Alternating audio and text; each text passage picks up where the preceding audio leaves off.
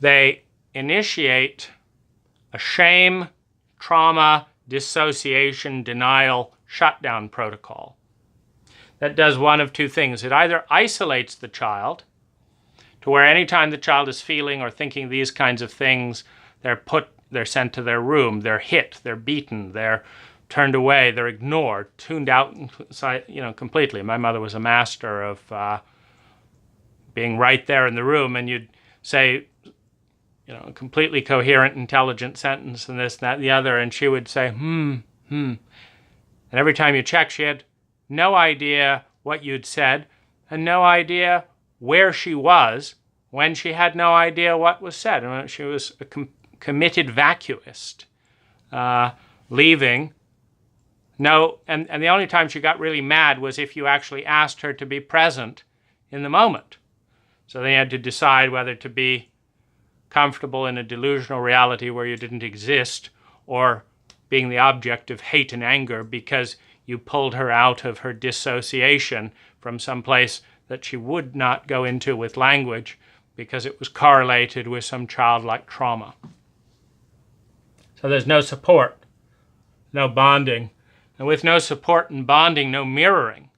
You send out innocence and it's, blanked. You send out anger, why aren't you receiving me? And that's blanked. And the anger pushes in, come on, show up. And then you get hit. She'll come into her body just long enough to hit you and push you away, and then goes back into vacuousness. There's no place. That's where you get these sharp cliff-like templates, because there's no place to bond other than in a violent domination or a dissociation. This gets learned facially before language. By the time you've got language, you have no idea that there could have been another way. It's just the way you know. Now, when this is topped with fear of my feelings, every child tries to get them know themselves through the eyes of the parent. When the parent is afraid of the feelings in the child, even healthy feelings like innocence or joy, the child internalizes the silent facial rejection of the feelings and feels ugly. My father filled me with a nameless fear before I had words that I've carried in my body my entire life. I don't know where to put it. I know when I slip into it. I know that it's consumed 60% of my life energy. I know I feel enormous grief at the amount of impact that has on my ability to move and navigate in the world. But when a parent has fear of feeling their own feelings, this fear migrates into the child feeling their own feelings, because through the mirror neurons in the biological link with the parent, the facial communication process, emotions, particularly with a child and a parent, are infectious, very infectious.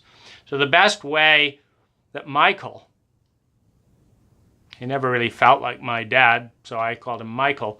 The best way that Michael could control his own feelings was to silence mine, which he did.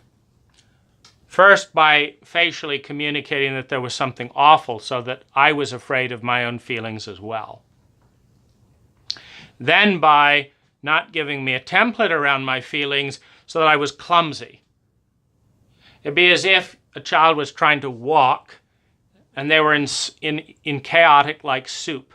They do this again in The Tormenting of Animals, where they show that if the pain, punishment, reward cycle is erratic, a rat will curl up in the center of the cage and die. If the shock protocol of reward and shock is erratic.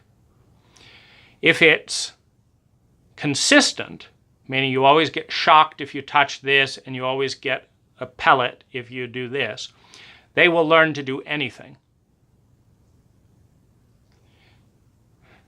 You can teach an animal to do almost anything if the pain-pleasure reward system is consistent. If it's erratic, they will curl up and die.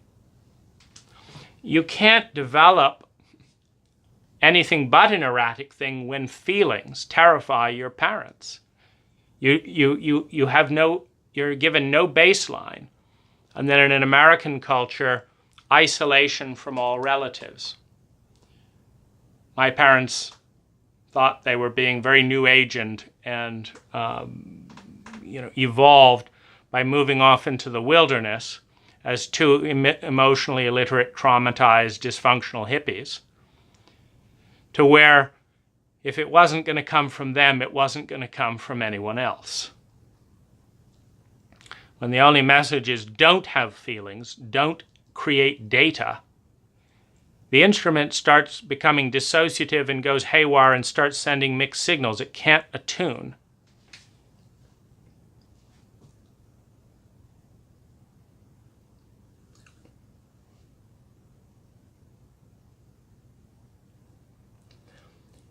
Now, one of the other things that my parents did, and this, makes it a really difficult binding, thing here, is after a constant barrage of we don't want to have any of your feelings, they had a lot of unresolved trauma in their bag that wasn't integrated. And a lot of this had to do with sociopathic and some sexual abuse in their childhoods. So here they are, out of touch with themselves, afraid of their own feelings, not knowing how to relate, and they've got 5 young children. Well, one of the things that is very common when the abuse is not integrated and owned in the family system is they reconnect and vicariously live safely through the feelings that they had suppressed in themselves by reenacting it in their victim. So in other words, if at 5 years old, they were made to feel incredibly lonely,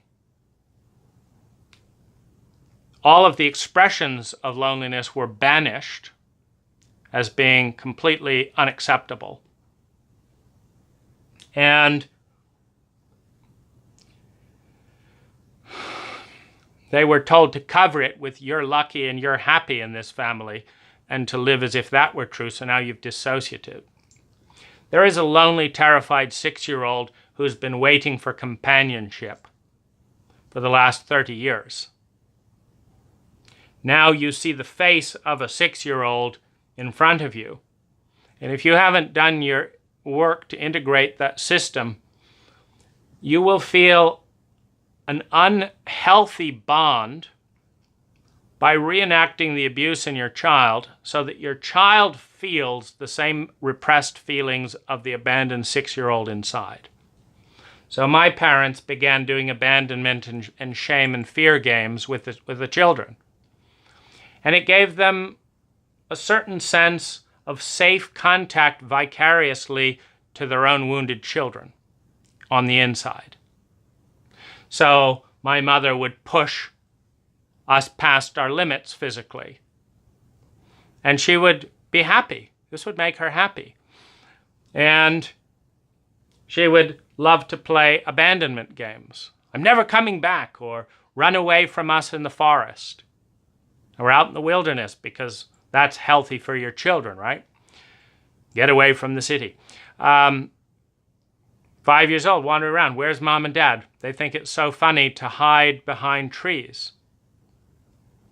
Now, the typical adult in our culture, or grown-up, is so sociopathic and abused that there is a laughter and delight, because there is a resonant connection with the terrified infant and their own child.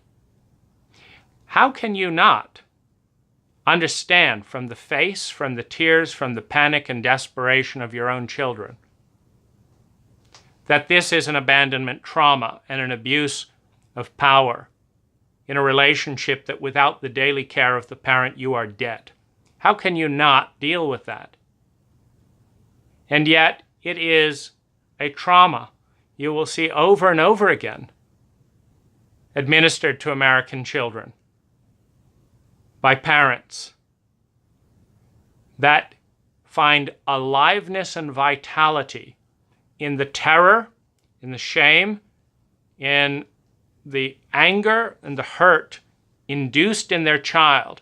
And then the parent tells them that it's for their own good. It's a good book to read by Alice Miller, For Your Own Good. This will toughen you up. This will help you grow up like mom and dad, to be sociopathic and think it's fun to torment little children. The relationship to this epidemic of abandonment type abuse from the parent's point of view or from the grown-up's point of view, meaning the grown-up can make their own money, has legal authority, is confident how to keep their body alive in the world, for the most part, is 3 times bigger in mass and size than the child, knows how to navigate in reality, etc. And so the level of risk or excitement that would be appropriate for a grown-up in that condition is 10 to 100 times less for what would be exciting to a toddler or a 5-year-old who has no other places of support and who is already in states of terror because they've internalized the terror of their own feelings, because their parents are terrified of feeling anything, so they're terrified of the child's feelings. And these show up in facial expressions that don't lie, that are often completely dissociated from the words. Because one of the ways that a good defense system works is you communicate one way with your facial expressions and with what you do, and another way with what you say, and then you pretend reality is what you say it is, and you do the opposite. Now you've thoroughly confused and terrified the child. Because as soon as you try and point the finger to what the parent is actually doing, you get attacked because it makes the parent uncomfortable, because their comfort comes from a dissociation from reality, because no parent would be comfortable owning what I'm talking about right here. So they've got to turn this into a delusional phenomena by tuning out large segments of data, including the facial expressions of what their child is feeling. The terror on their children's face is simultaneously giving them the release and the delight of reconnecting with their own terrified internal child, and also is allowable by pretending that what it's like to do that as a grown-up is the same as what it's like to do that at that level of scale and craziness induced by the parent in the eyes of the child. So fear of my feelings is the next wound process in creating these vertical cliff-like unregulated states inside. Reconnecting with dissociated feeling by abusing me and my siblings is the next wave. And dissociating and invalidating the feelings about this. So you cannot, as a healthy human being, see grief and misery in a child's face and not respond in an empathic way. Now, a good chunk of our grown-ups find this amusing because it's allowing them to externalize feelings inside. But when the feelings are expressed in the most potent language, visually and through muscles in the face and through sound, in the most potent language that cannot be rationalized away and is ignored, the child understands that their experience does not exist and that the parent is protecting their own awareness from the existence of who they are, which is the beginning of the adaptive child personality.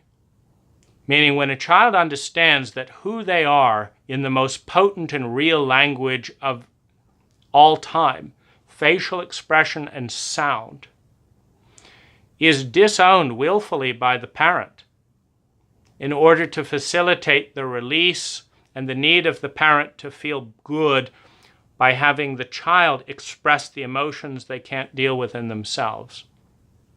The child understands a number of things. First of all, they understand that they're expendable. Second of all, they understand that they don't exist. Thirdly, they understand that their value consists of the ability to make the grown-up feel better at their expense. And fourthly, they understand that they will not get survival through an authentic expression of the human heart. That in order to survive, they will need to develop a manipulative map of figuring out what buttons to press in what order to get the parent to behave in a way that is healthier for the child, which is in turn requiring the child to develop an alternate personality specifically for the purpose of manipulating themselves in order to manipulate the parent to survive. Now, this is the most disintegrating and damaging part of the whole process, because for an adaptive personality of a manipulative nature like this to emerge, it suggests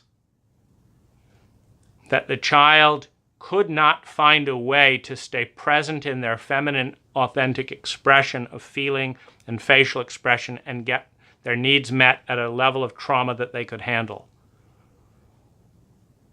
And so they've gone to the extraordinary level to separate from themselves and start figuring out how they can manipulate their body to behave in a way that will get their parents to behave in a way that feels safer and feels healthier. I remember doing this with my parents because it hurt too much to be connected. I felt that my parents hated who I was because they were terrified and attacked the authentic feelings that I expressed.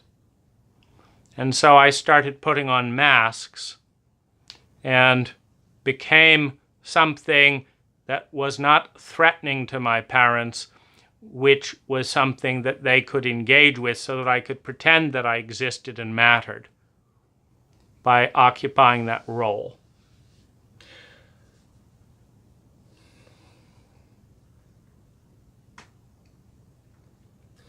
Now, the shaming of the infant needs and the humiliation and the loneliness that produces is part of this whole process. Shaming is when you desperately need something and there's no response. But it's particularly big shame when you have a completely sociopathic or dissociative response. Like if you wail in agony and your mother chuckles and walks away, like, oh, kids. And you realize that your pain creates amusement in the person that you are dependent on. It is an incredibly humiliating and shaming experience because it's a message that we are not connected. You can be in agony, doesn't affect me, it's not my problem.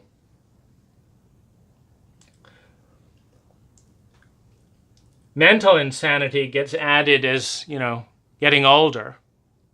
You see, my parents were able to do all of this while sending us to Waldorf school, while visiting Findhorn in Scotland,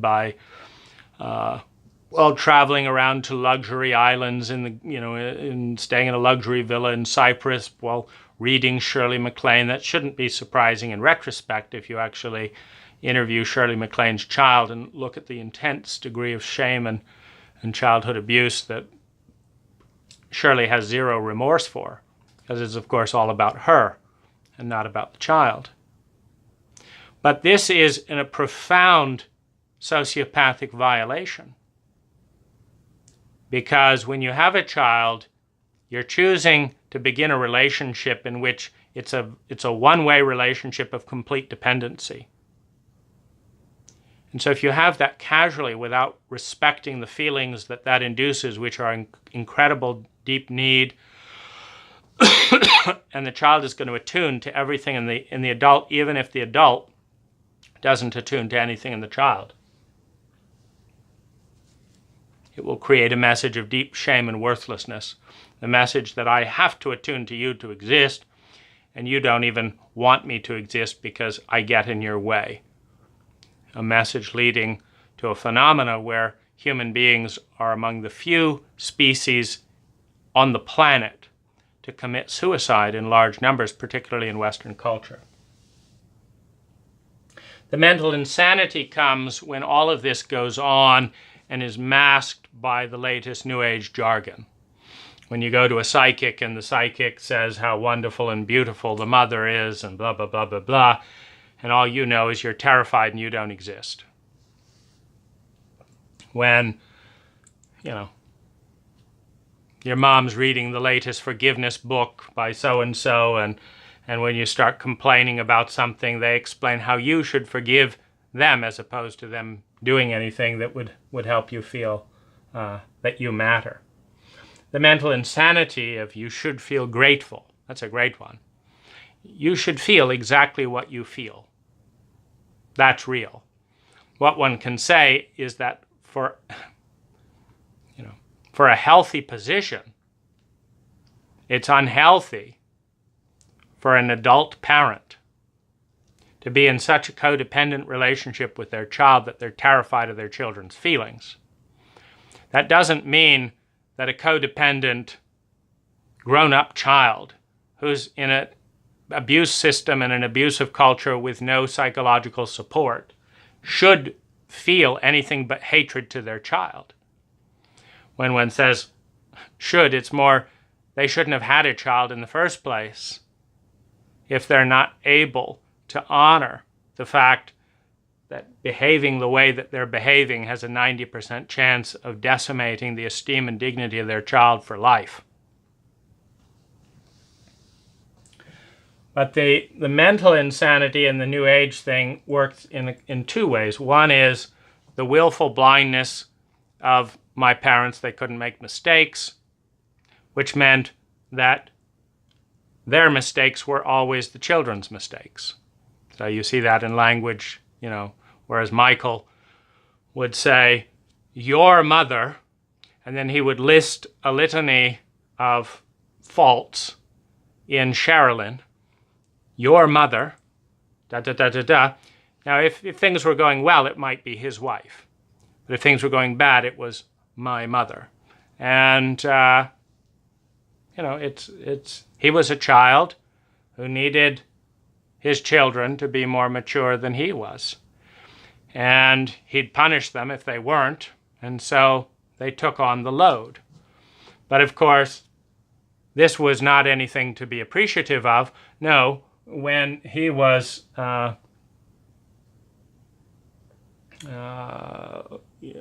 done using you in whatever way, he would explain how you should be grateful. You don't feel grateful, you feel used, you feel bitter, you feel cynical, you feel disgusted because you realize that's the only way not to get hit. But you're supposed to be grateful. That's what a good person is. And so you have the insanity laid on top of both, the New Age and all that. Now,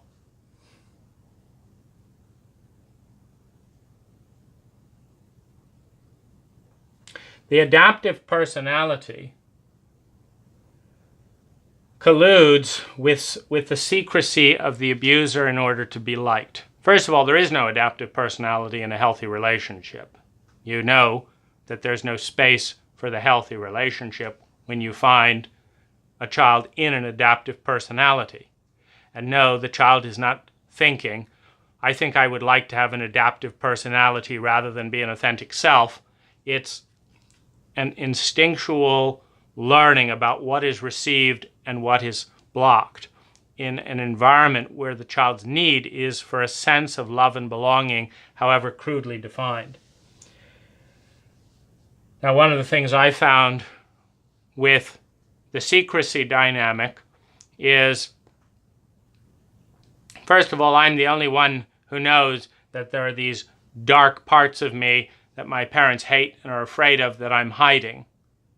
So I don't feel like I'm really being loved just because the adaptive personality is being loved.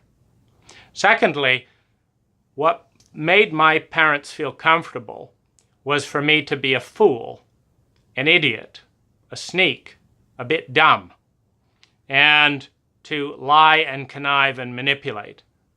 In many ways, the opposite of my core personality.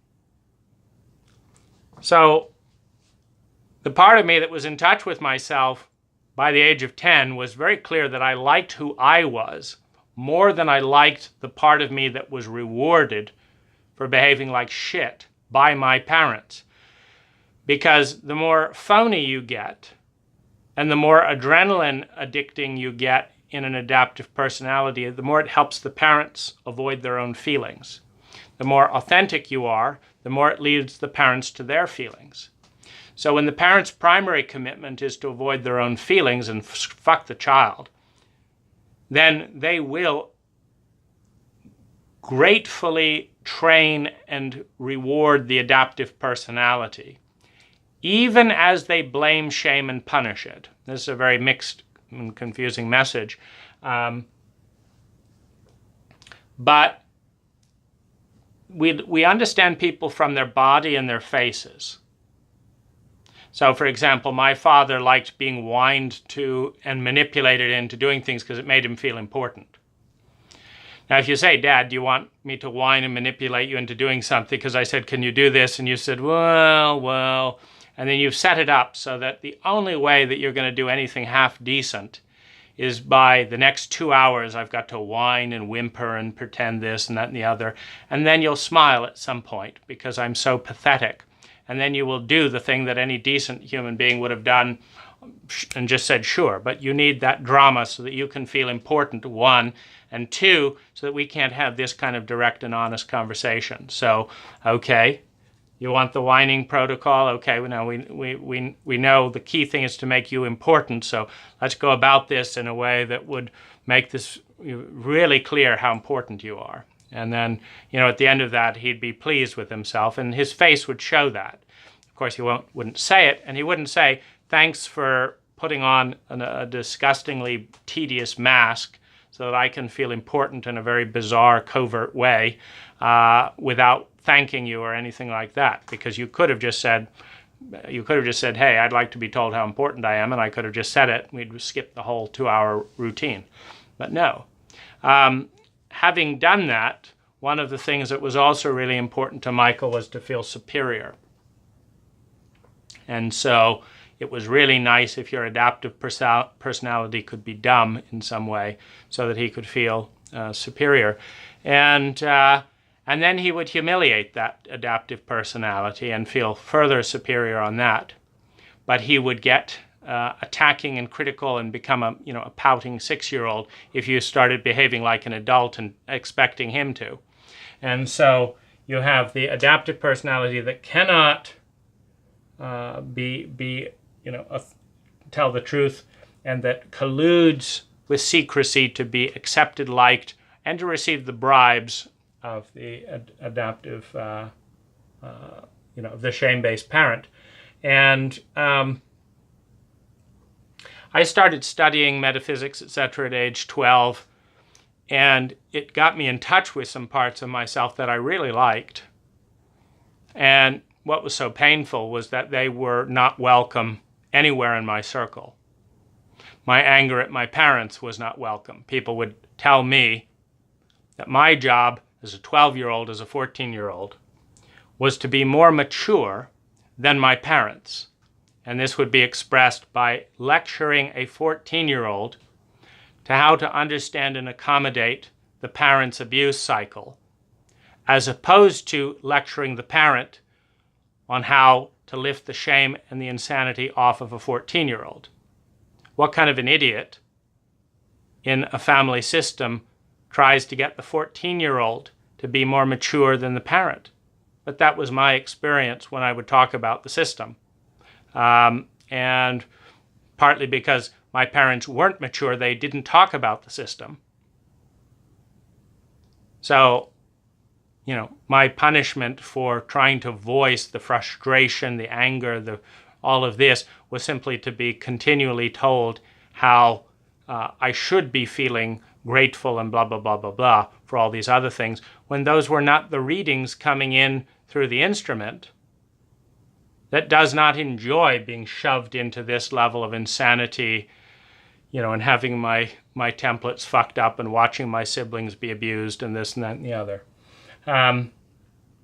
But the New Age coatings and things that I read started to include things like gratitude and positivity, etc., etc. And this also was a mixed bag, because this culture is so bent on stomping out the truth that if you go looking for a job and just say, this is how I'm feeling, you will not be rewarded by and large. So I would say the positive mental attitude and all of that, and the focus on that was rewarded, because we really like a young person. We know they're all fucked up because we know what this culture is like. But we really like someone who puts on a good face and is polite and da-da-da-da-da, because it's pleasant to have someone lie to you and pretend that everything's fine. It's pleasant, when you're stuck in that fucked up cult. And so we reward people, even though we know exactly what, that it's a very polite face. But I got rewarded for that. And I want to talk about loneliness, grief, as one of the core experiences I've had in this life, because it is a human need to belong. And in order to belong, we have to have the states that we're feeling be witnessed and accepted as they are. We need to be witnessed in our truth, which to belong emotionally means the truth of our feelings, which of course extends into the truth of the outer world. This is something that I think is the big fear of the feelings in the child, because the most intense feelings led to the inner world of Michael and Sherilyn. And I think it's particularly crazy-making and very important to understand. Before all of this happened, my father was protesting the Vietnam War. My father was organizing peace rallies. My father was owning a health food store. My father built passive solar homes. My father owned a metaphysical bookstore. My father explored and abused psychedelics. My father studied Rudolf Steiner and, decided this, that, and the other. And while my mother was not so much into that, they met as an employee of his in one of his organic restaurants, that you can be a shame-based, traumatized, sociopathic inner 6-year-old who doesn't understand your family system. You can be violent. You can do all kinds of things and have read hundreds of metaphysical books. Now, I think it's really important to know that, because in a chauvinistic culture, my father will be measured, like in a cool hippie culture, people light up around this, like, wow, wow, wow. It's all on the external form. It's all on, wow, he was the director of the Cultural Freedom Fund. He named an offshore currency hedge fund Gaia Corp. Wow, wow, wow. It's great on the outside.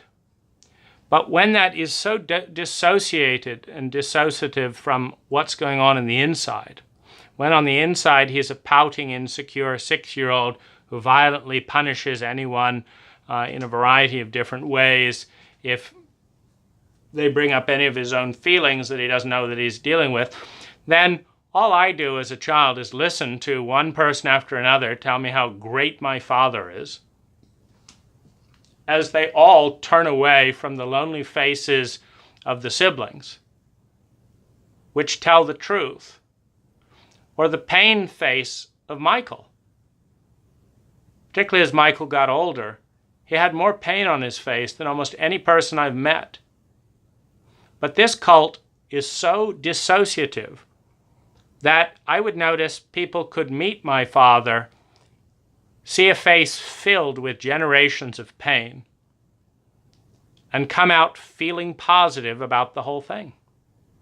Now, were they feeling positive, or were they in a matrix of denial so thick that they couldn't acknowledge the visceral message of pain and sadness on a human being's face because they couldn't acknowledge their own feelings? And was this a testament of the fact that it didn't matter whether you were at Findhorn or Hawthorne Valley Waldorf School or Michael Hall in England, that it didn't matter what New Age environment you were? We're in a cult that is so committed to ignoring the facial feelings on people's face that it was much more significant. We were neighbors with a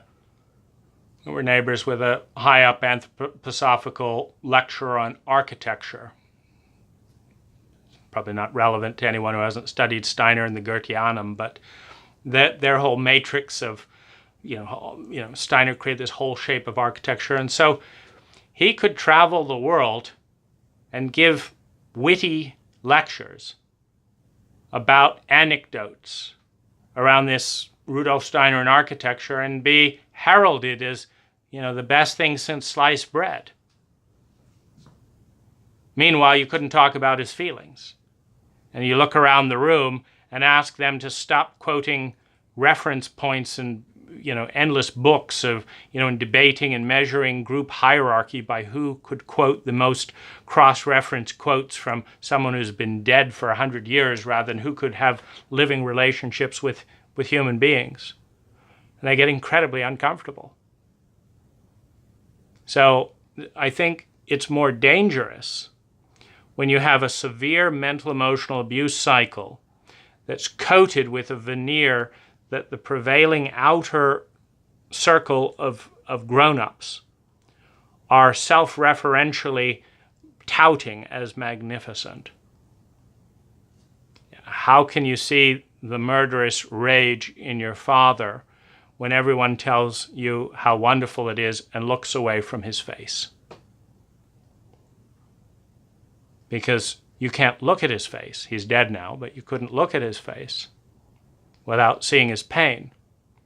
So what does that say? That no one was willing to see that and respond to him there.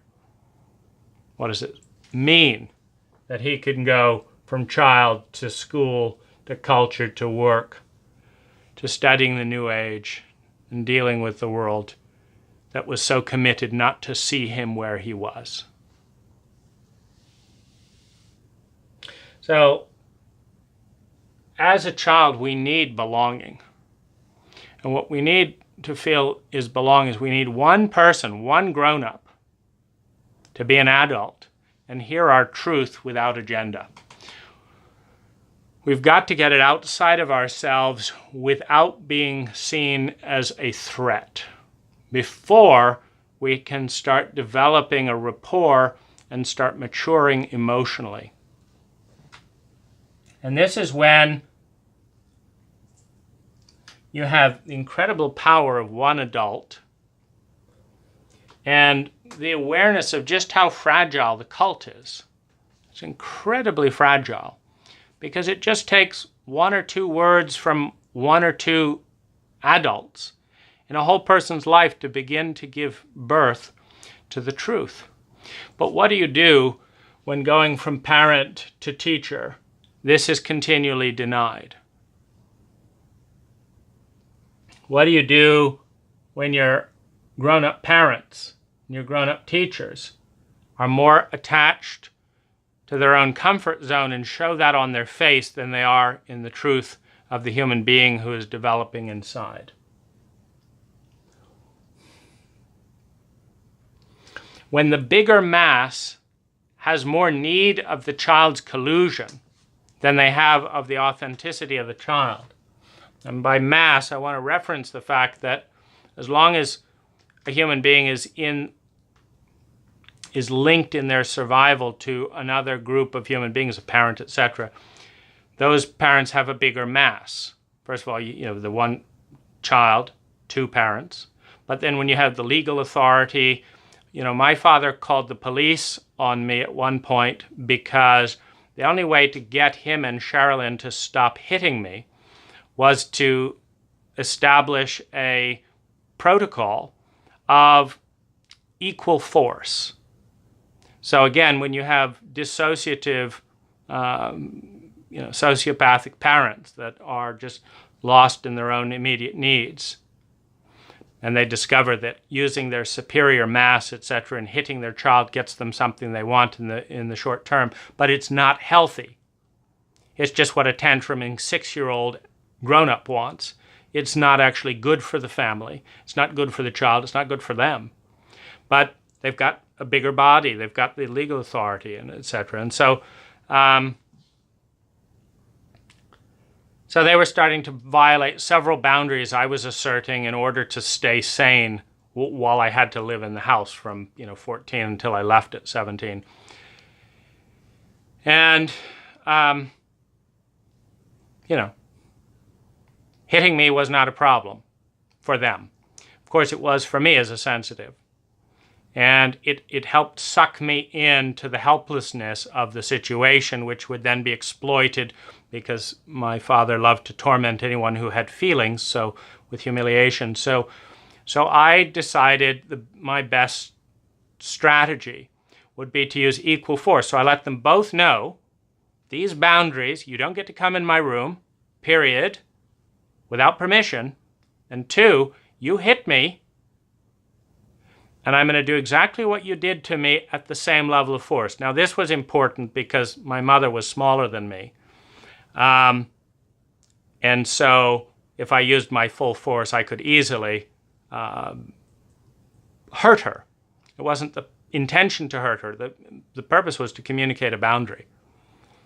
Well, it worked, meaning my parents were so self-centered and so stupid, while off in fairyland about the new age and all that they couldn't stop hitting their children without escalating force. They were, of course, outraged at the idea that it should have anything to do with their children. All narcissists are. And so my father called the police. And, and I have the recording of the whole thing. And the police were not supportive or understanding of the dynamic. I've explained the situation to the police. I mean, you think the government is out for our children to help them? No.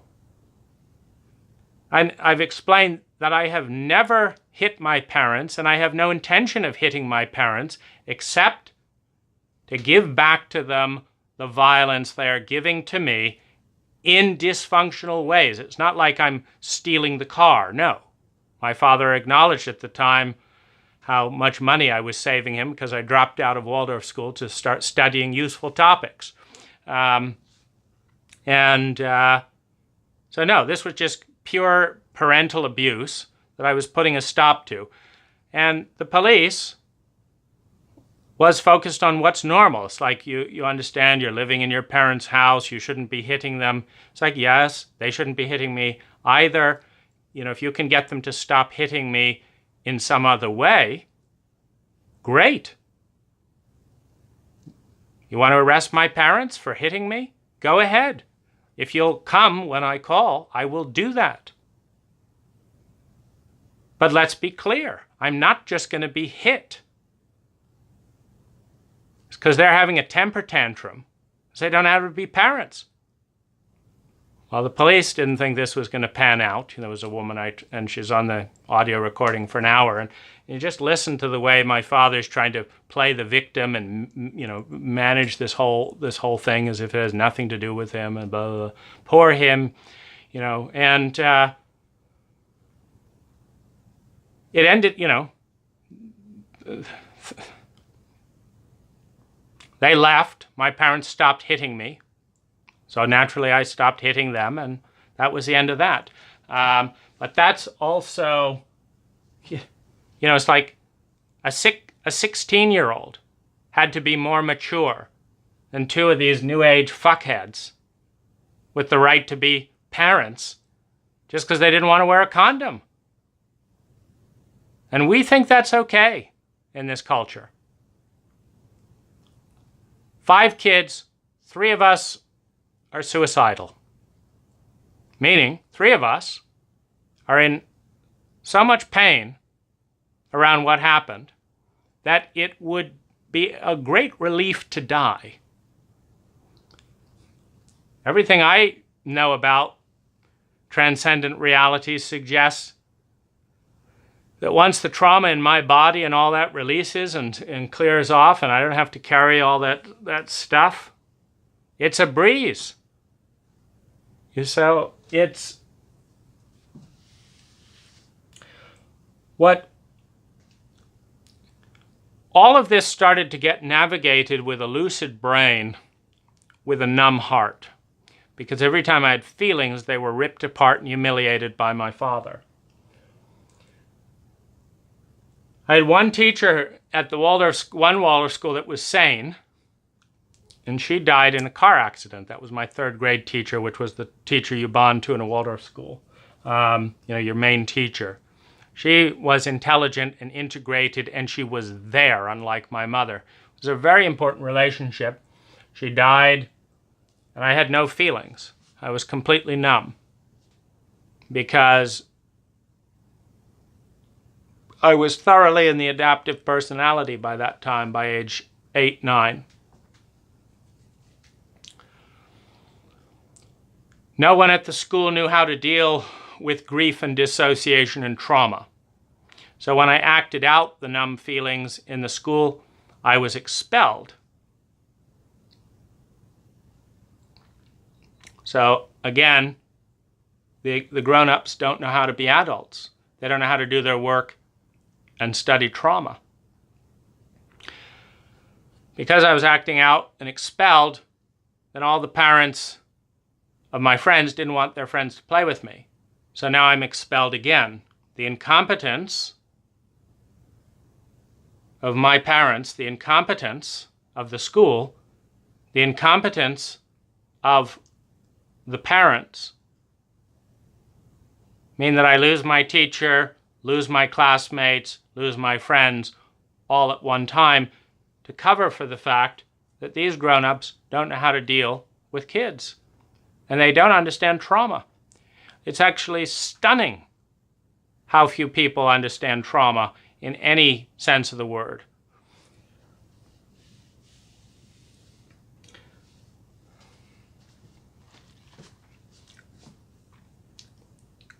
My best friend at the time, I think it was like 40 years old,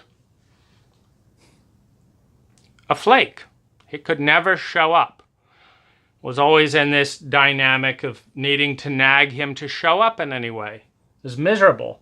Of course, when I wrote him off after complaining about this repeatedly, the adults or grown-ups around him that knew both of us complained bitterly to me that I had hurt his feelings. I would write him these long emails, letters, I'd do this, I'd do all this.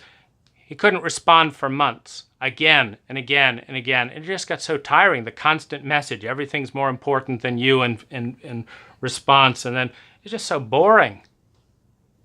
It's like, no, I'm not going to be friends and this, but this has continued with men in this culture pretty much to this day. I don't have a single male friend. I don't have a single male friend that wants to talk and deal with any of this terrain that's real.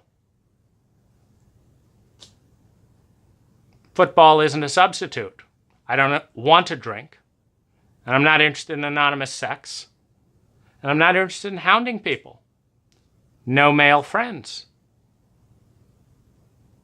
How can you regulate when people avoid you specifically because you're trying to talk about feelings and it makes them uncomfortable?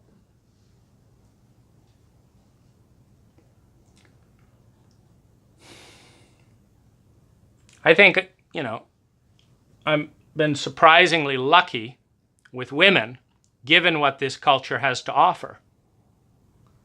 I chose early on to have, like, my first girlfriend was 58 years old and had spent time with 100 men before we met. She knew how to talk. She wasn't afraid of anomalous behavior that was intelligent.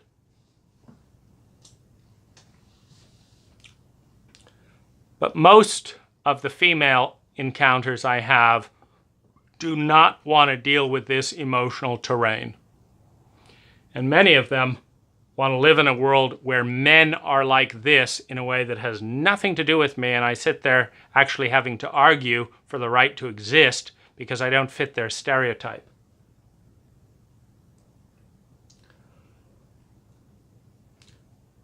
Now,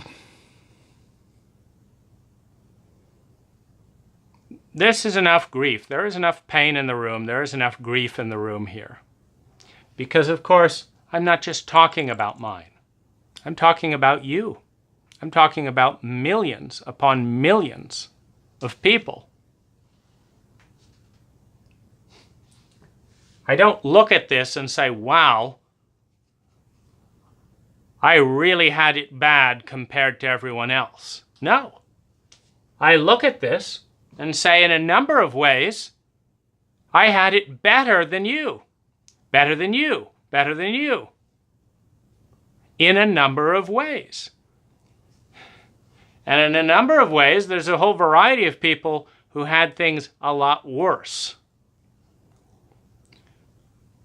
Well, maybe that explains the level of suicide in this country. Middle-aged white men seem to be the front runner, along with teenagers.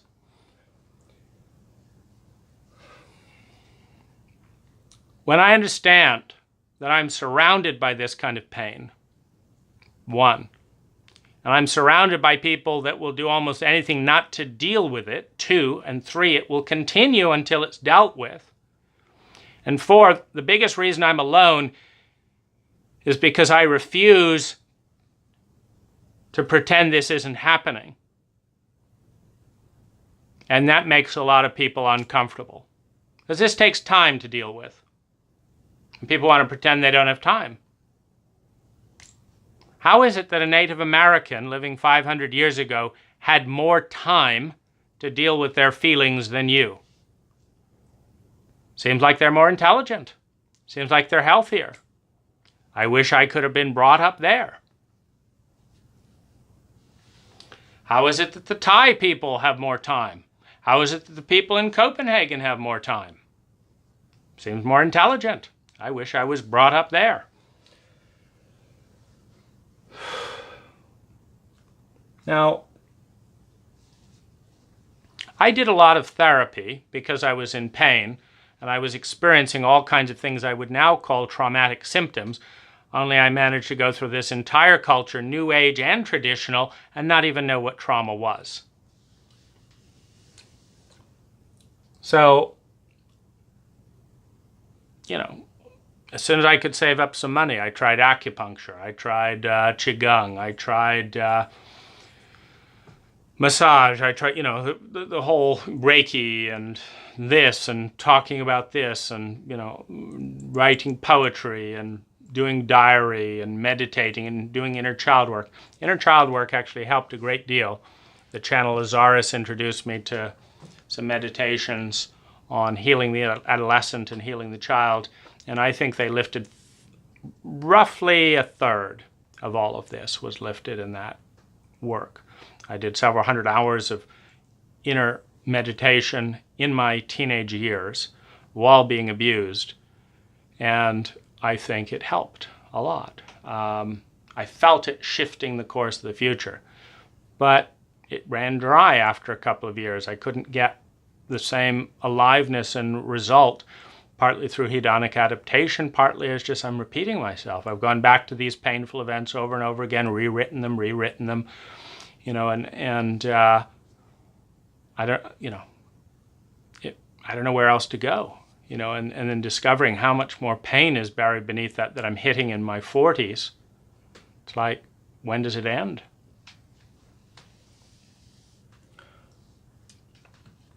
Now, every time I wanted to die, up until I was around 40, I would sit down and do an exercise and basically say, okay, who wants to die in there? Me, Okay, why do you want to die? And we'd list all the results out, and I'd say, I know what you mean. Good reason to die. Okay, great. Shall we die, or does anyone else have anything else to say? Well, no, let's not quite go there just yet. Okay, fine. What do you want? Why do you want to live? And I'd list out the reasons you want to live. I was like, okay. You want to live for these reasons. You want to die for these reasons. You here that wants to die, would you be willing to live if we did this, this, and this? Is there anything that we could do that would, make you want to live? Okay, you want to live. Okay, fine. And of course, it's not a permanent choice. You can just live for another couple of years and then die later. And so I reached the point where I didn't know what else to do. I'd done my bucket list. I'd achieved thousands of goals. I'd explored sexuality as, to the pinnacle. I mean, I had one amazing lover where we'd have sex 3 or 4 times a day. It was like 500% more satisfying than any of 100 lovers. And I knew it wasn't going to get better than that. And I also knew that wasn't enough. She was a Catholic, hated gay people, wanted me to look normal, wanted me to talk normal, wanted me to think normal. And I'd spent my entire life appreciating the parts of me that weren't normal because they were intelligent. I'm not going to give up everything that I think is great about me just to have 5 times better sex than I've had in, 100 sexual partners in my life. It's not going to get better than that. But there's a lot more important things than sex, like really connecting. And I couldn't find women who'd want to talk. Just basic, intelligent conversations. How about we map out what you want in a relationship and what you don't want? How about we do that before we have sex together rather than you blaming me for surprising you and blah, blah, blah. How about we do anything intelligent? Nope, nope, nope, nope, nope, nope, nope, no. You don't want to romance me and have sex with me and pretend it's all going to be happily great ever after. I'm not interested. And it gets back to this other thing where it's like if someone's being a bit of a bozo like that, I could just dial them in and needing them a 3 out of 10. That'd be nice. But no, I can't do that. I've got to have nothing to do with them or need to hold on tight. I walk up to the cliff. If I'm going for it, I fall down the cliff. Nobody's given me a choice and $150,000 of therapy that messes with that cliff in any way, shape, or form. People just shame me regularly for not having more control over a cliff face. Well, I don't. And heaven help you if you're expecting this culture to give it to you. So I looked at suicide, I looked at psychedelics as the one thing I'd never done. It's like, I've never been drunk, I don't like breaking the law, I'm conflict averse. It's like no interest in quick fixes. That's why I've done thousands of hours of meditation. That's why I've spent hundreds of thousands of dollars on growth. No interest in the quick fix. But when all that delivers more pain at the end of it than ever before, more brittleness and disappointment, more sadness, that I haven't met more adults, people that value this type of terrain. I turned to Peter Sandhill and the idea of having a psychedelic experience after writing about the plan to die on the Human Awareness Institute website. And Peter managed during and after the session to go through all of these blockades and denial points. He managed not to see me by not asking a single question prior to the session. He managed to disrespect boundaries and sensitivities by pushing me to take 3 times more psychedelics than I wanted to and arguing about it. He managed to betray me more than almost anyone, because no one's had the audacity to make the promises that he made as the basis for getting me to take a much higher dose of psilocybin and MDMA that I was comfortable with, which was that he was going to take a rock-solid stand for my well-being, and gave this metaphor of Gandalf on the Moria mines, protecting the lives of the triad, in the Lord of the Rings, when the Fellowship is going, and the Balrog, that traumatic entity, the fire and the rage from the deeps. When the Balrog presents itself, Gandalf gave his life going into the depths to protect the Fellowship. And Peter Sandhill said he was going to take that stand. Well, it wasn't an hour later after I'd taken the substance that the first things out of my mouth are how much he hurt me, showing sexual interest in me before, 10 years earlier. And the first thing out of Peter's mouth after promising to die to protect my welfare as the basis of trusting him to go into this unknown are that he's ready to be done with that, so we shouldn't talk about it. It's quite a defender when your therapeutic patient's feelings are less important than your own fears of your shadow and your need to blockade it by pushing the conversation another way, something that's very easy to do under the suggestibility of psychedelics. So having promised something that no human being had ever promised to me, he's breaking that promise within the first hour. There is a long and slow descent, as first, rather than inviting a conversation to learn how he really hurt me, my very words, you really hurt me when you did this. His words, he's ready to be done with that. So that just drifts off. Nice suggestibility of your therapist. Then his blind spots come up. He assures me he has no blind spots. So all of his blind spots remain unintegrated as toxic presences in the space as he continues blindly to turn my journey into a crash and burn. I ask him to stop charging me for the work once we've escalated a lover relationship, meaning after I took psilocybin and MDMA, I fell in love with him. He escalated that lover relationship. And then in an altered state, I started telling him what was good for me. And I said, you need to help me integrate this over the next 9 months. He said nothing, and then proceeded to disappear for 9 months. I said, you've got blind spots. He said he didn't. I asked him to stop charging me for what was now a lover relationship, and he said no. And then at the end of the session, I talked about this deep wound, which the way I see it is this area down here,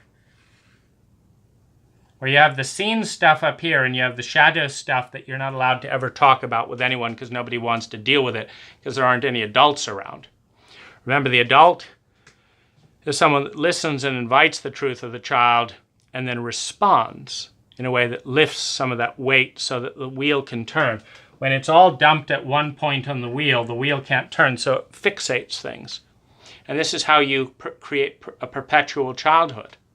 Perpetual immature childhood is you fixate because you can't integrate what nobody will validate around you. So when your deepest pains and loneliness and griefs and sadnesses and rages are all lumped into this shadow bundle of stuff that terrifies every adult child around you to deal with, is minimized, is ignored, and is denied. When all of this is going on here,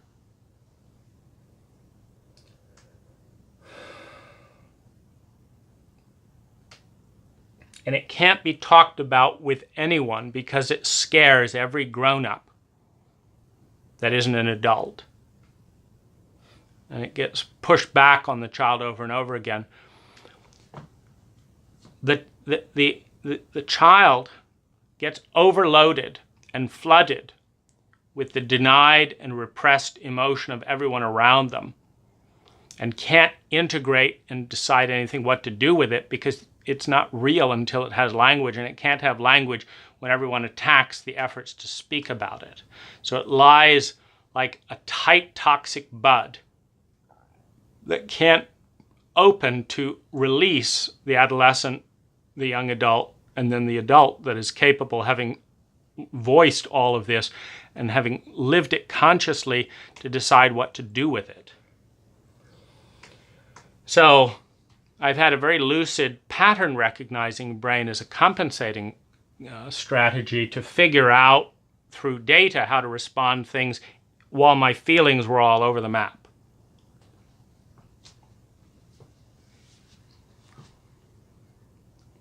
Now, with this incredible thing around attachment, because I can't have graduated attachment with people, I asked Peter Sandhill to clarify our romantic relationship, and he refuses to do so until he ultimately shames me 6 months later for actually following up with him. I'm asking him while I'm paying him to clarify that, and he's saying he wants to clarify it later. Then he says later. Then he says still later. And then finally he gets mad at me for keep asking the question. I needed to clarify this immediately as a courtesy to him. I let him move things around because he's in the paid therapeutic role, supposedly advocating in my benefit. Now, in a semi-language part of my brain through imagery, over the next 9 months, I watch the opportunity to set a new template, because the intensity of the dose as my first psilocybin experience with MDMA was strong enough to dissociate me from my ego, help me see who I was, and with the help of language and a neutral support, I could have brought who I am back into my body with grace and ease and started generating well-being to the community. I knew that was a possibility, I knew it was important, and I knew it was the second opportunity of my entire life, the first one being the unconscious process with the parents. During that entire time, Peter Sandhill, the one person who could have helped as the person who I was in love with and the person who I did the experience with, sabotaged the entire process.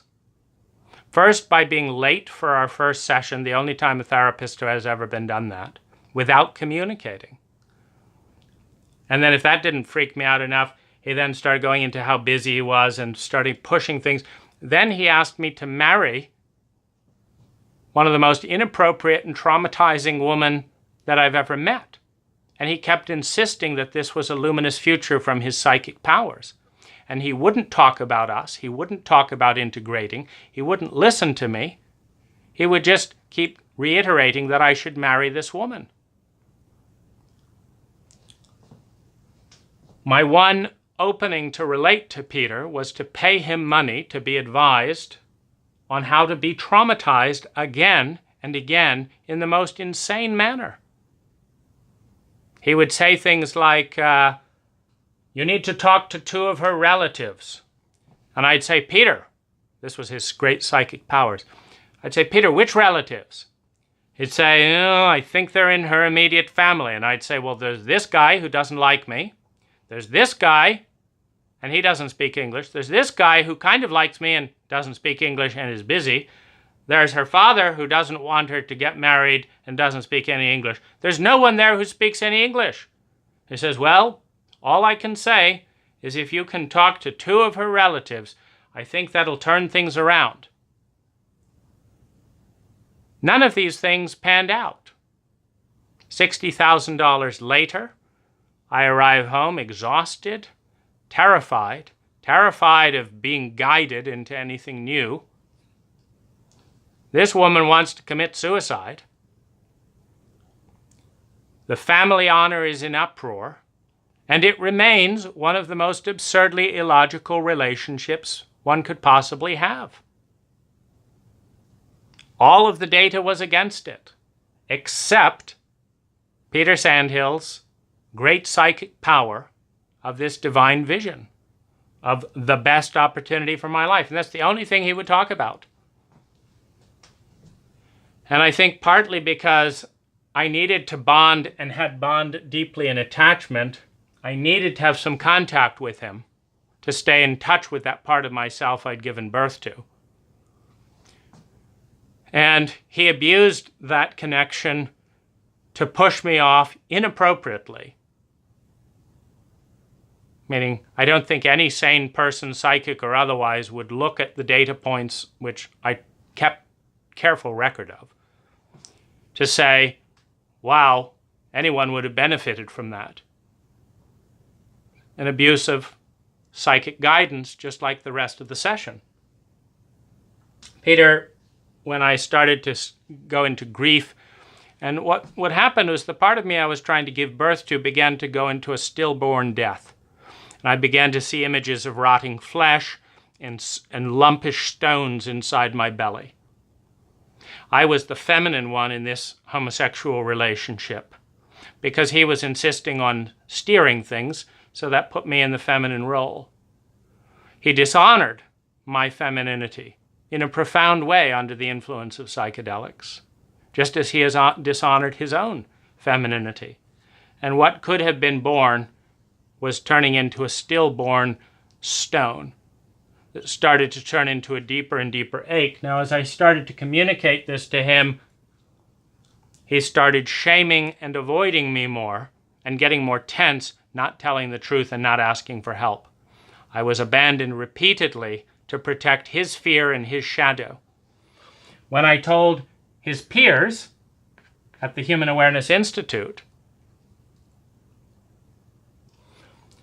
the therapist that I had taken 5 relationships to, Ann Watts, who had been my advocate and was my primary relationship therapist,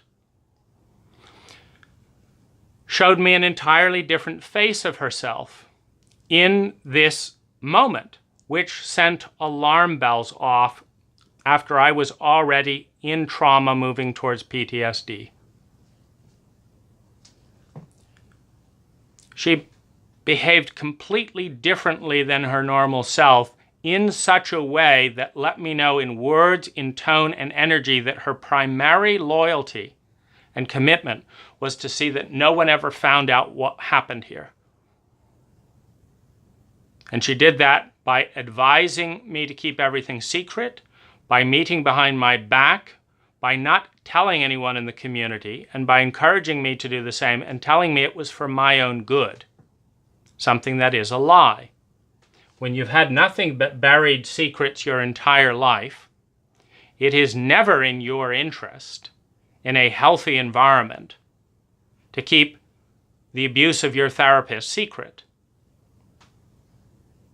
My therapist betrayed me to protect the secrecy and shame of the incompetence of an organization that didn't bother to tell me Peter wasn't licensed, that referred Peter Sandhill without caveat.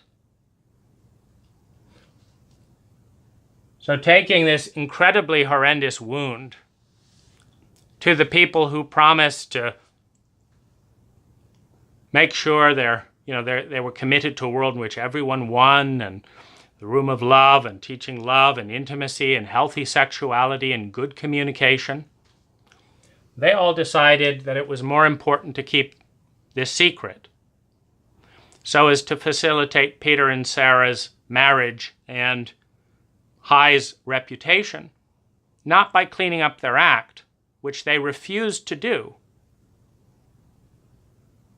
They refused to facilitate or acknowledge or even read my emails, asking me instead to sign a contract never to tell anyone, which I refused to sign. This led directly into PTSD, which I identified more than 10 abuse points that I asked the facilitators to apologize for. I asked them to apologize so they wouldn't have to spend money, because I measured what would affect me the most, and a sane, healthy apology would affect me beneficially, much more than them spending money. But they refused to read or respond to the apology, despite my communicating escalating pain. They're refusing to attune to the client, to the patient, to the child.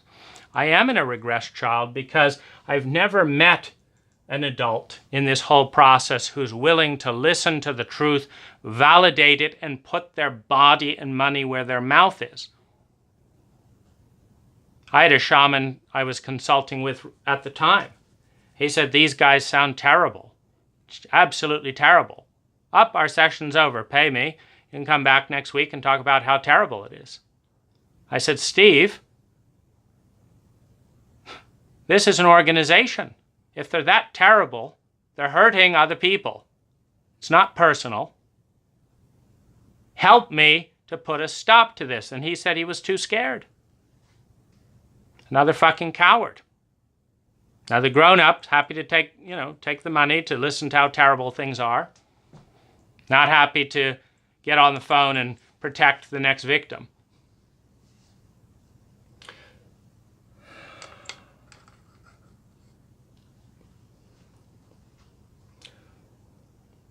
This entire protocol has been repeated dozens of times in small and big ways.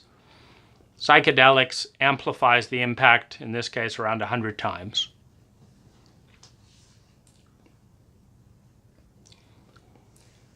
It's very, very, very difficult for that small, emotional, nonverbal child who's lonely, who's never been welcome to come out and cry and share what's actually going on in there,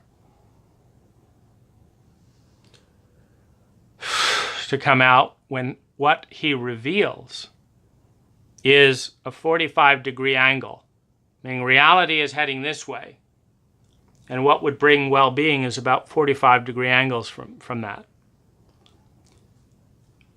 And when you're more committed to normalcy and the status quo than you are to human well-being, you're more committed to normalcy and secrecy than you are to truth-telling, to innocence, and to feelings. Because the scientific instrument of the human heart will reveal exactly what's going on. And so what happened with Peter Sandhill and the Human Awareness Institute facilitators is the psychedelic broke down the partition between the adaptive personality and the truth that's waiting to come in. And the truth said, here it is. We have to do this. We have to do this. We have to do this. We have to do this. And every one of those truths disrupted the status quo of either Peter Sandhill or the Human Awareness Institute, just like it would have disrupted my parents or anyone else who's dealing in that domain. And they don't want that status quo disrupted. So it's murder the truth, partition the wall, silence, and push people away to protect the status quo, or invite the healthy adult in as a friend to start responding as an ally with truth and data that can lead to more well-being and that requires change and evolution. This voice in me since birth has been feared. It has been lied to. It has been distracted from. It has been buried under more than 8 layers of lie upon lie upon lie upon lie. And it is the healthiest part of who I am. Because of the ubiquitous nature of that fear and that hostility towards this voice, there is a child in me who is completely alone and abandoned and who expects to die as a result of telling these truths. There is not a single external force in my life that is willing to back me up, because these truths lead to change. changes our culture doesn't want to make. They're not bad changes. They're great and easy changes, but they lead there. And with change comes the unknown. And a traumatically illiterate culture has a hard time going there. The greatest grief of my life is not that my adaptive personality was rejected. It rarely has been. In fact, when Peter abused me 10 years ago, and I started acting out, and because I didn't know what was going on, because the Human Awareness Institute likes to teach healthy sexuality without defining what it is and without defining abuse. So when Peter abused me, it was difficult without language to understand where I was being abused. It's abusive to take someone in this emotional state, show them an erection in the first session, encourage them to take MDMA together, and start talking about your open marriage and your desire for a male lover in your life. That is abusive. It is profoundly dishonoring and hostile. But when the guy tells you that he loves you, and this is love, and charges you for all of this bad advice, then what do? Well, I started acting out and becoming a bit dissociative and more controlling and also passive-aggressive towards Peter. And he just lapped it up.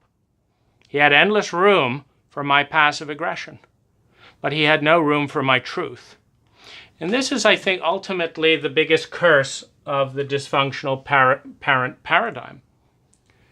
Because my parents felt so comfortable when my siblings misbehaved. It distracted them from all their feelings, and they were all coping mechanisms anyway. So when I babysit my siblings, I would give them 30 minutes to calm down, and then I would use protocol B, the healthy parenting protocol that they never got from my parents, to be consistent, do what I said, show an interest in them, appreciate them, celebrate who they were, and not tolerate their bullshit. They would be great kids until my parents came home. And my parents would be visibly upset when they would come home and everyone was quietly and happily doing something. And so they would rile them up. They'd start sending the cues out to each one of them. Why aren't you doing that? And the kids would remember, oh yes, we have parents that need us to be dysfunctional to distract them from their own feelings. And they'd be back into delinquency in about 5 minutes. And this runs through as a system. I have repeatedly, in school, my teacher hated me and had rage attacks if I asked him difficult questions. So I chose to be the school clown. And then I was tolerated endlessly. I could waste as much time as I wanted with absolutely absurd adaptive behavior, and I was liked all around. Start telling the truth, hated. How can you move into adulthood when you are surrounded by such imbeciles, such adult children, that their greatest fear is the goodness and the maturity inside themselves and inside you, such that they will sabotage it and undercut it at every turn? How can you deal with people that want to spout about the great relationships, etc., that they want to have, while simultaneously enacting rituals and recipes for engagement that guarantee failure a majority of the time?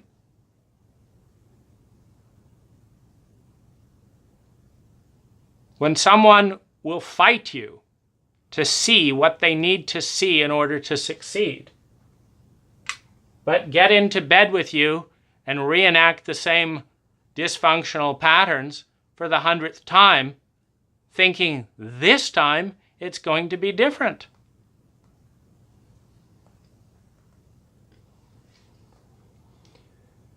In order to find my adult amidst the terror and loneliness of that child,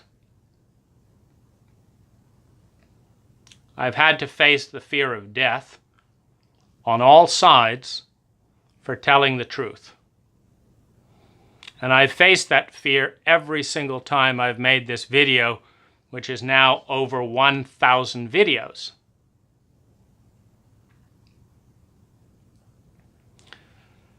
Slowly, I learn, despite the tantrums and outrage and pettiness of the people who claim to have my back, slowly I learn that I'm not going to die, at least from making the video.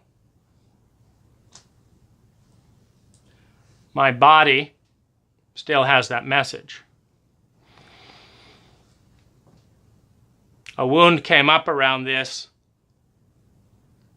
yesterday, and suddenly I couldn't relax my legs. I spent the night unable to sleep, in a frozen state. 2 hours after waking up, I felt so small and overwhelmed, I needed to get down on the floor. And I needed to lay, breathing shallowly, for 8 hours, unable to respond in any way that would bring relief to that infant. These are the scars and the repercussions of creating this volatility template, of infusing the body with so much terror and fear every time it gets close to the truth. I knew this video. It took me 20 minutes to imagine this video and what I wanted to say. But that's the amount of fear my body needs to go through to speak these truths. In a healthy culture, this part is welcomed into the world and honored. This part is learned from, attuned to, respected, and invited at the table, because it brings goodness, beauty, and truth.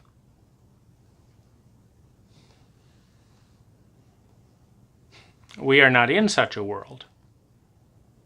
And that's why, again, I bow to the camera, who can listen without agenda, without interruption,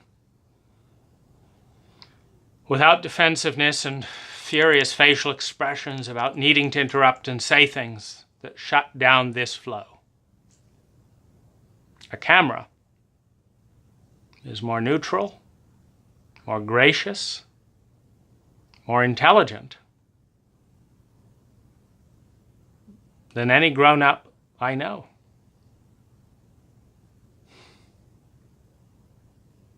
So I bow to the camera, who can manage what no human being has done so far.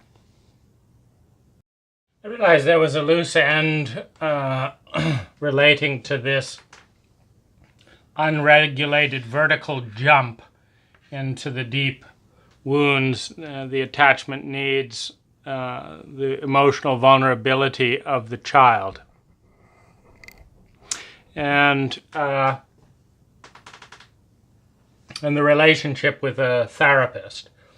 And so first let me say that I've spent $150,000 with, I would say, averages out to around 1,500 hours with at least 20 therapeutic practitioners.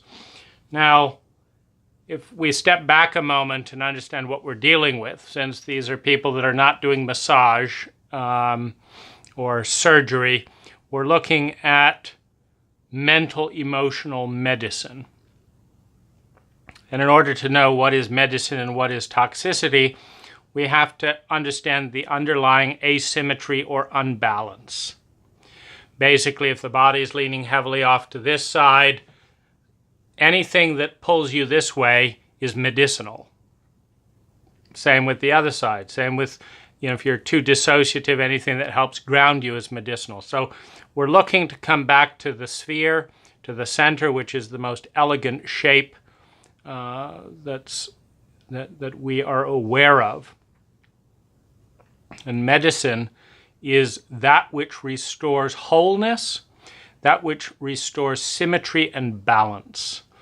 And better medicine is what does that better and for less side effects with less costs. Obviously, if you can move an inch over to the right for $100, or you can move half an inch over for $10,000, the first is better medicine. The cost is lower and the benefit is higher.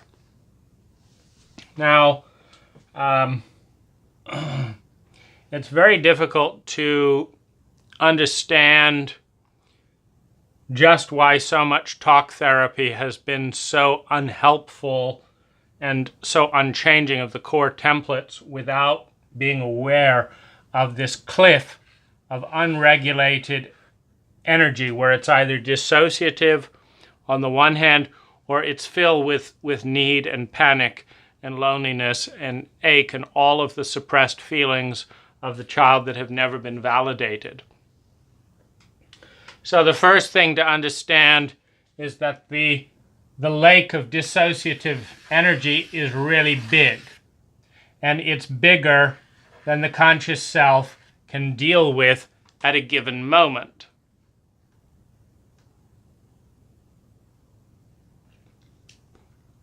It feels intimidating to go into alone. So there's a reservoir of dissociative energy that the conscious mind has a difficult time connecting with, that's in a pattern of either all off or all on. In a history pattern where death is associated with truth-telling and with feeling, because of the hostility experienced in the facial expressions and in the unregulated energy of the body of the parent. So here's this person who's going to go and see a therapist, who on the surface is just like any other person. All those other people that have not wanted to know, have not wanted to see, have not wanted to validate, and that certainly don't want to take a stand in the corner of the emotional child, as opposed to the corner of the cult with its general protocol of dimming down and dissociating and marginalizing feelings. Well, of course, first of all, the therapist behaves just like everyone else when they're not in session. The second thing is to understand that it feels lonely and isolating to be in absolute panic and smallness around some of these feelings, while someone else is in a certain way communicating, I'm not a part of this, because they have no feelings on their face. It's not their life. The second thing is it's a very new experience, because to go into this would be the first time a human being has stepped willingly into this black pit that has signs all over it saying you're going to die and nobody will love you if you talk about this pit.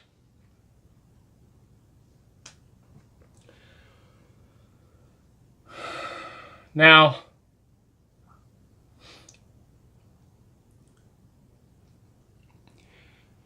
therapists do not seem to understand, meaning in $150,000 of therapy nobody has mentioned it, that someone who has not had emotional attunement with either parent cannot just gently go into that terrain. It's a plunge or it's nothing. It's falling off a cliff. And the question that the defense pattern that's keeping all of this horror and stuff at bay is asking is it safe to go off the cliff with this person? Is it safe to go into the unknown? Is it safe to fall that far? And this is where a number of sociopathic messages fitted into the reality in much denser form than the words. Meaning, no therapist has ever told me, I don't care about your feelings. I care more about my own lifestyle. Whatever happens, my lifestyle trumps everything. And it's already set in place. And so regardless of your needs, my life is more important, and other people, my schedule, a whole host of other things are more important than you. No therapist has ever said that in words, but it's said in the context of the relationship. First of all, this type of traumatic terrain is priceless. It's way beyond money. Any sane culture that understands people first puts alleviating this kind of suffering in its citizenry as its number one priority, and understands that doing so is way more important than earning money. It's way more important than a bigger house. It's way more important than a granite countertop. It is huge. And yet, in that context, money was the reason the child was left in the unprotected care of the parent. Money and political votes. There probably is the odd concerned politician who would like to see a better situation for some of our abused children, but they're not going to get elected on that platform because the abusive parents don't want anyone advocating for their child. And so as soon as you start talking about we could be better parents and blah, blah, blah, blah, blah, and you could read this book and that book, the most dissociative and chauvinistic elements of our culture don't want to hear it and won't vote for it, however intelligent and good it is for the child. So the politician says, okay, the child is expendable, I need to get elected. The government also says the child is expendable, we're not going to spend money to go around and take care and talk to each child and see how scared they are and this and that. There's numbers of symptoms. For example, bedwetting. Bedwetting and nightmare is one of the symptoms of a traumatized child. Well, if you go around and talk with children about what they're so terrified of and all of this kind of thing and see what that can be done, sure, one grown-up could do that. But that would take someone needing to prioritize that. Now, we haven't done that. So in that context, the people who have been abused the most need the most therapy. The people who have been abused the most generally have the least money. It's hard to get good grades when you're functioning with PTSD. It's hard to get a good job when you're sidetracked with anxiety and depression and things like that. And so the people who need the most therapy have the least money, which means that having the gatekeeper be, do you have money for this therapy, is itself, particularly when all of this has been shamed, meaning the fact that you need something in a culture that shames need, the fact that you have strong feelings in a culture that shames emotion, the fact that people with money are valued more than people without, puts three shames in your court, which makes it very difficult to even ask. But most therapists are basically in the position where I need to make a living out of this, and so do you have money? That is not a reassuring question to dive off into the deep end with something, do you have money? I'll be there if you have money, I won't if you don't have money. When I was interviewing assistants, one assistant wanted to be paid in advance in 10-hour blocks, and the other one wanted to be paid every 2 weeks after doing the work with invoice. And the one who wanted to be paid in advance, I said, so what would happen if you were in the middle of a chore and your 10-hour quota ran out, and you're being paid in advance in 10-hour blocks, and I was unreachable by phone. And she said, well, I would stop work and your job wouldn't get done. And I said, okay, great, good to know. So you are not a good person to hire for anything important. So I hired the other fellow who would keep working, and all important things would get done, and the focus was on getting things done. So it's a cautionary thing right there to know that such an important deep dive is predicated on how much paper you walk into the room with. But there's also the fact that the therapist is not there because they know and care about you. They may develop a caring of you if you talk about issues that relate to them. But you're just one of many people that is there because you are willing to pay money to be there. Meaning they're not personally interested in you. That's a scary context to take a dive that could completely change your life. The second part that's off with this cliff phenomena, where you can either be severely attached or dissociative, is this 1 to 2 hours things. Now, if someone's going to ask you to take a skydive into the black unknown, to go into some of your deepest pains and horrors, in a framework where you have an on switch and hopefully at some point an off switch, but you don't have nice little gradiated buttons in between, saying, I'll be there as long as you need and as long as it takes, is reassuring. Saying that regardless of what's going on, someone else is going to come along in 1 to 2 hours, and if you're drowning down in there and they come along, off you go, is not a reassuring message. It's a sociopathic message, meaning everything that is connected with the therapist's preferences at the expense of the client's needs is sociopathic for the client. It's empathic for the therapist, meaning the client is being asked if they can have their life transcendent experience occur in a way that is comfortable and profitable for the therapist. So it's sociopathic for the client who's taking the huge lifetime risk. It's empathic for the therapist who would like to make a living having people drive to them rather than drive to the other person. So you have everything below is sociopathic.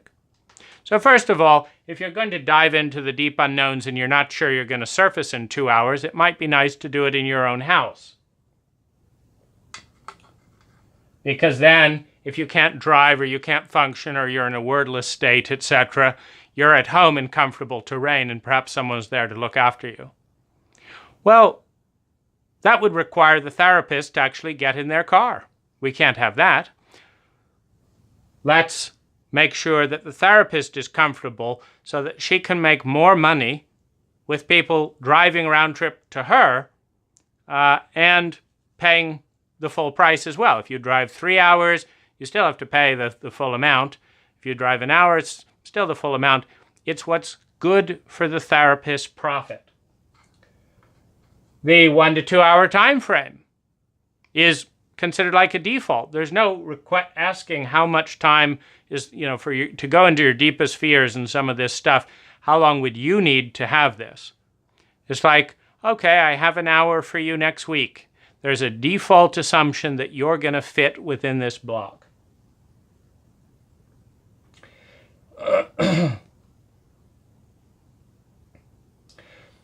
All of this happens independent of need. The therapist doesn't say, do you need more? How am I doing? Like, what do you need around this? They say, well, here's what we have. We have the hour, we have this, etc. No trauma literacy is a huge blind spot, meaning every single practitioner I worked with did not introduce the language of trauma, did not ask about trauma and did not tell me what trauma was. So when you're dealing with something within a paradigm that you don't have language for, it's much more scary and much more unknown.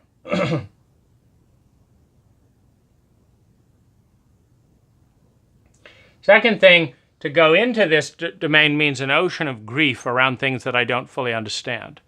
And I don't know that I have a therapist that understands it either.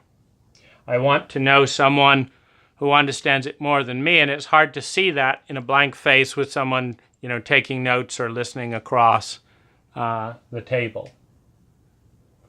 There's no questionnaire,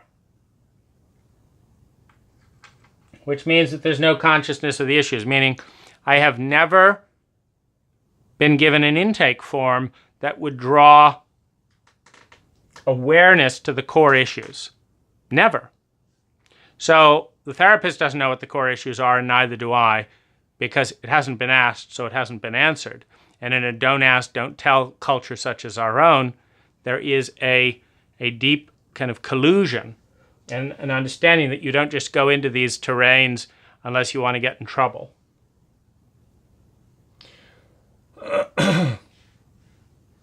There's also a lack of bio and awareness around training, meaning there's plenty of people doing therapy of one kind or another, but they don't break down their specialty or their skill relative to another therapist, as just one example. Having worked with 30 healing practitioners, I know that every person has a specialty and everyone is crap at something. But they don't know that, so I have to take and spend money to find out what that is. The lack of bio and training kind of introduction means that you don't quite know what the paradigms and what the limits of your practitioner are and what they're comfortable with and what they're not, and and where what they know. So you don't quite know who you're dealing with, so there's an assumption, there's a hope that they're good for this, but there's no actual clarity about that. Another thing that's, I think, particularly dangerous in an imbalanced relationship like this is the idea that everything that goes wrong in a session is the fault of the patient. And the general paradigm is, I'm the healer, I'm the practitioner, I followed my modality, and the client didn't cooperate, the client didn't do what I asked, etc., so it's their fault. And this attitude is a shaming attitude. And it's communicated in a variety of ways. So first of all, if you're having an issue with a therapist, usually they want to charge you more to talk about the issue. Meaning I've never had a therapist who, when I said I don't like this and this and this, said, I wonder if I'm messing up here.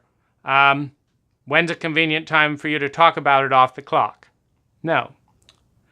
I have had therapists say, well, you can use your next session to coach me on where I'm fucked up.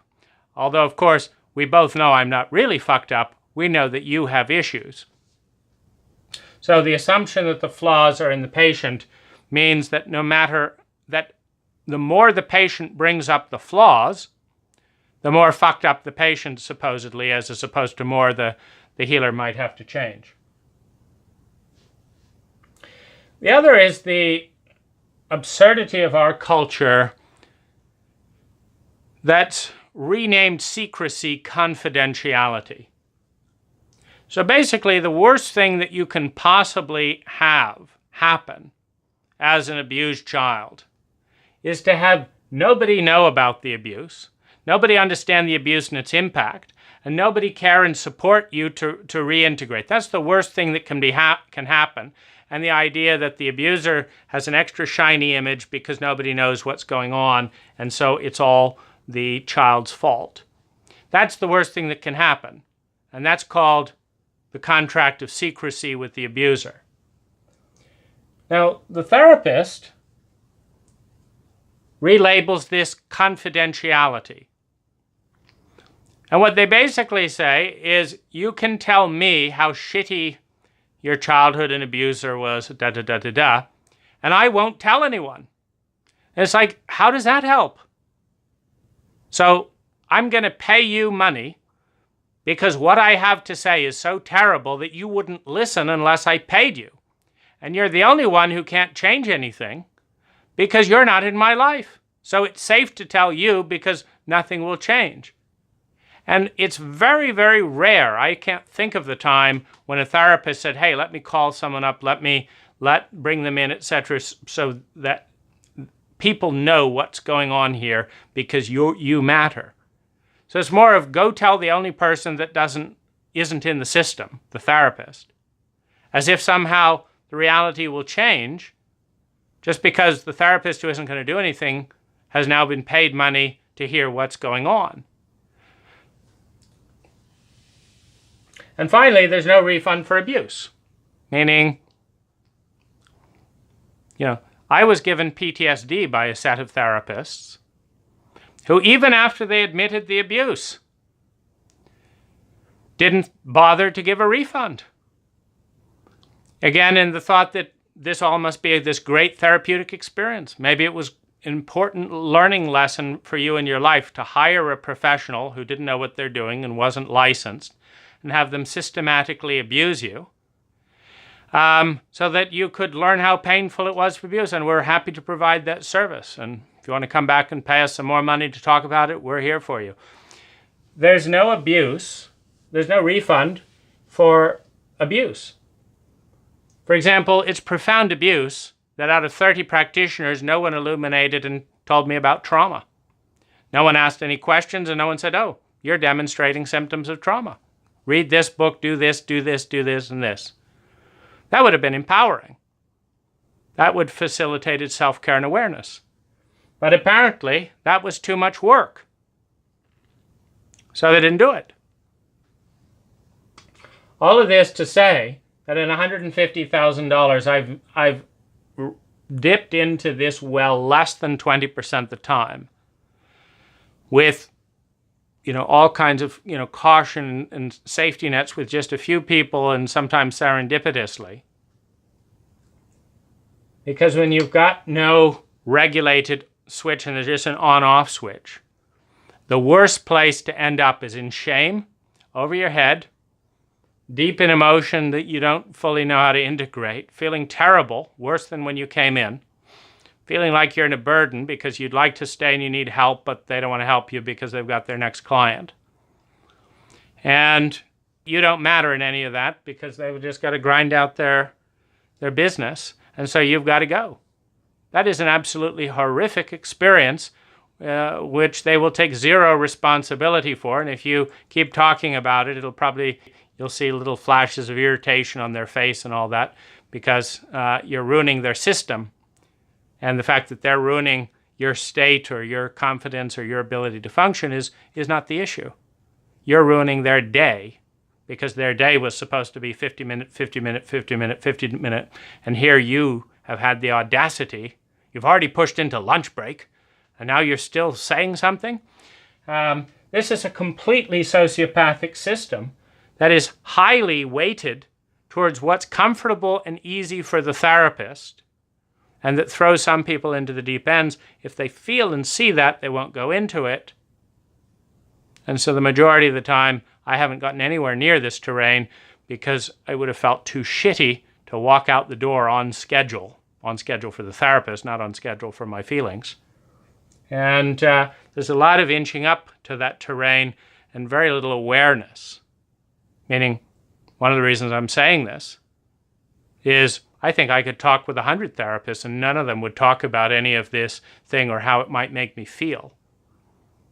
Let alone the anger I sometimes feel about having to endlessly, because why do I have to spend 5 times more money? So to get that 20%, I've got to do 100%, and then 20% of it is productive like this. Why? Because of this structure. And why is that structure there? Is it there because a single person asked me and said, hey, what kind of ideal therapy structure would you like? No. This is all there for the therapist's comfort and income. But it's not good for me. And of course, it's great for my abuser that my therapist doesn't cause a ruckus or call anyone up. But it's not great for me it would be nice to have someone advocating for me and having a sense of being that small child where someone will be the adult and take care and say, no, that's not happening, and do something. Because that might release the terror, of that very helpless child that's been abandoned and support a new change.